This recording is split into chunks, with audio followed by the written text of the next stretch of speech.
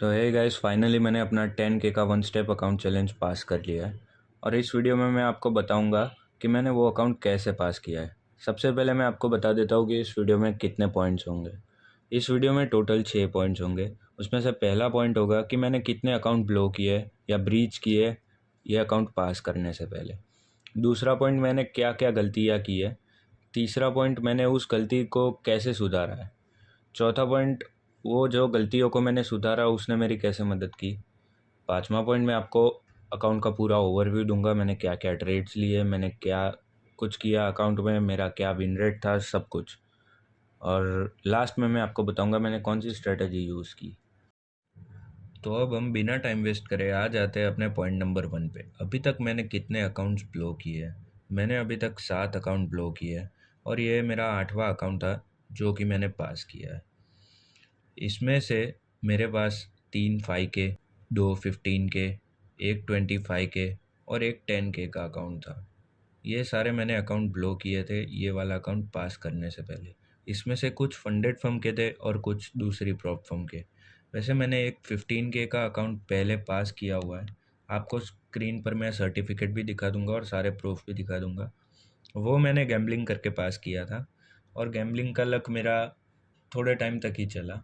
जैसे ही मेरे पास real account आया मैंने वो अकाउंट ब्रीच कर दिया। वैसे मुझे नहीं लगता कि मैंने इतने ज़्यादा अकाउंट ब्लॉक किए हैं, क्योंकि लोग अकाउंट पास करने तक ही 10 से 15 अकाउंट ब्रीच कर चुके होते हैं। और इस वीडियो में मैं आपको बताऊंगा कि आप अर्ली स्टेज में इतने अकाउंट ब्रीच करने से कैसे बचें, क्योंकि मैंने भी यही किया है।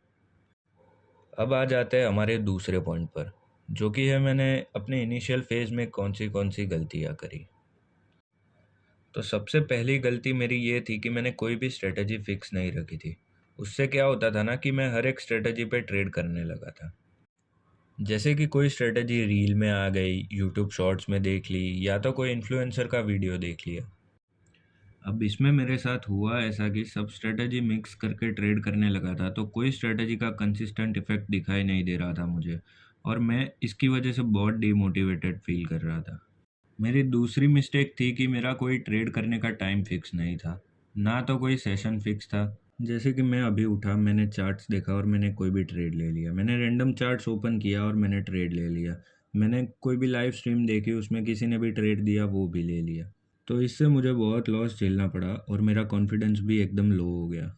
मेरी तीसरी गलती ये थी कि मैं ओवर ट्रेडिंग और रिवेंज ट्रेडिंग बहुत करता था। अगर मैं प्रॉफिट में भी था और एक दिन मेरा लॉस हो जाता था, तो मैं सोचता था कि सारा का सारा लॉस आज ही रिकवर करना है और प्रॉफिट भी करना है, जिसकी वजह से मेरा सारा प्रॉफिट भी चला जाता था और मैं अकाउंट भी ब्रीच कर देता था। अब ये सारी मिस्टेक्स बहुत कॉमन है, सभी बिगनर्स करते हैं। तो इससे बचने के लिए आ जाते हैं हम थर्ड पॉइंट पर। पॉइंट नंबर थर्ड है कि मैंने अपनी गलतियों से क्या क्या सीखा और क्या इम्प्रूव किया। सबसे पहले मैंने बैठ के सोचा कि मैं क्यों नहीं कर पा रहा हूँ, क्या दिक्कत आ रही है मुझ में, जबकि इतने सारे लोग अकाउंट पास कर रहे हैं, पे आउट ले रहे हैं, तो मैं क्यों नहीं ले पा रहा हूँ। फिर मैंने डिसाइड किया कि अब से मैं ट्रेडिंग नहीं करूँगा जब तक एक perfect strategy, perfect session, psychology और डिसिप्लिन ना बिल्ड कर लूँ। मैंने 2 से 3 महीने के लिए ट्रेडिंग छोड़ दी और सिर्फ लर्निंग पर फोकस किया। मैंने बहुत सारे वीडियोस देखे, बहुत सारी स्ट्रेटजीज देखी, बहुत रिसर्च की, बैक टेस्टिंग की, और फिर जब मुझे सब कुछ मिल गया जो मुझे चाहिए था, तब मैंने ट्रेडिंग शुरू करी डिसिप्लिन और अच्छी साइकोलॉजी के साथ। अब आ जाते हैं पॉइंट नंबर 4 पर कि मुझे इन सब चीज़ों से हेल्प कैसे मिली। अब मैंने कुछ रूल्स बना दिए थे जिस पे मुझे स्टिक रहना था। मैंने इन रूल्स को सिर्फ 60 या 70% फॉलो किया और मेरा अकाउंट पास हो गया, वो भी बहुत स्मूथली। तो मेरे रूल्स थे कि मैं दिन में सिर्फ 2 से 3 ही ट्रेड लूँगा, मैक्सिमम 3 ट्रेड लूँगा। एक ट्रेड में 0.5% रिस्क करूँगा और ज़्यादा से ज़्यादा 1%। अब कुछ लोग कहेंगे कि चैलेंज फेज में हमें ज़्यादा से ज़्यादा रिस्क लेकर अकाउंट जल्दी पास करना चाहिए, लेकिन सब इतने फाइनेंशियली स्टेबल नहीं होते कि एक अकाउंट चला गया तो दूसरा अकाउंट तुरंत ले सके। थर्ड रूल था कि जब ही मेरा सेटअप बना तभी मैं ट्रेड करूँगा। और आखिरी रूल मेरा ये था कि जब मेरा अकाउंट ड्रॉ डाउन में हो तो मेरा टारगेट ये होना चाहिए कि मैं ब्रेक इवन पर कैसे पहुंचूं, ना कि मैं ब्रेक इवन को पास करके प्रॉफिट में कैसे चला जाऊं।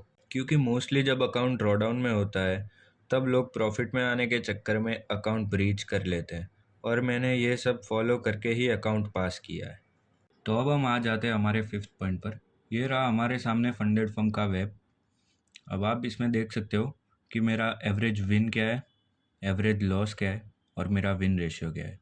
विन रेशियो मेरा 51% है, जो कि मेरे हिसाब से बहुत सही है किसी भी फंडेड अकाउंट के लिए।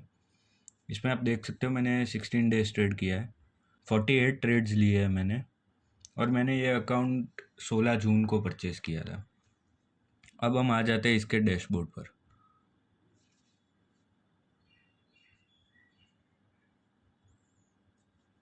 यह आ गया हमारे सामने इसका डैशबोर्ड। अब सबसे पहले मैं आपको दिखा देता हूँ इसका कैलेंडर।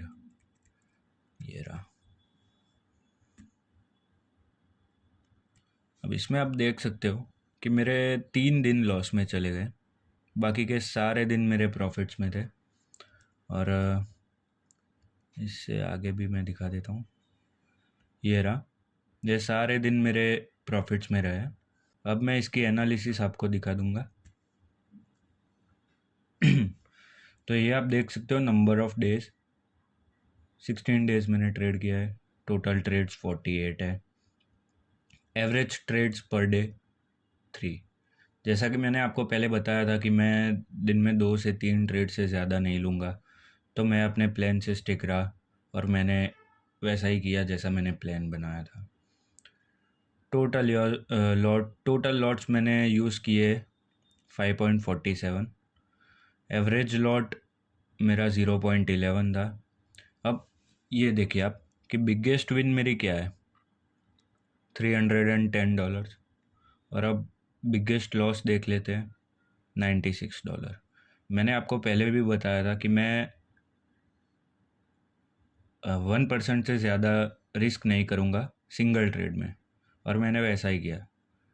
10,000 का 1% होता है $100, और आप देख सकते हो 96 1% के अंदर अंदर ही है। मैं बिल्कुल अपने प्लान पे ही चला हूँ, कुछ भी उल्टा सीधा नहीं किया है मैंने। और इसके सामने आप विन देख सकते हो मेरी। पॉजिटिव डेज़ मेरे 13 थे और नेगेटिव 3, जो कि बहुत ही अच्छा है। अब मैं आपको मेरा सर्टिफिकेट दिखा देता हूँ। तो अब हम आ जाते हैं हमारे लास्ट पॉइंट पे कि which strategy I use to pass this account. तो मैंने जो स्ट्रेटजी यूज़ किया उसका नाम है फिक्स्ड रेंज वॉल्यूम प्रोफाइल, और उसमें भी बहुत कुछ है जानने के लिए।